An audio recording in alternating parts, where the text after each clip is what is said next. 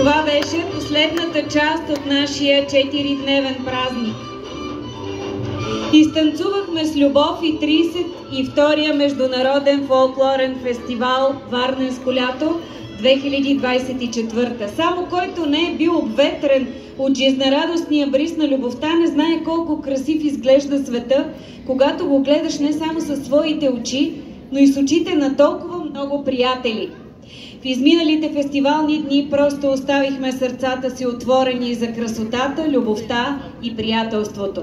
А за другото се погрижиха лятното слънце и Варненското море. Защото без помощта и желанието на община Варна, този празник нямаше да бъде възможен. Благодарение на нейната организация и финансовата подкрепа. И нека да чуем вашите аплодисменти и за нашата община. Благодарим ви, приятели! До нови срещи! До година, когато тази сцена отново ще приюти нови приятелства отблизо и далеч.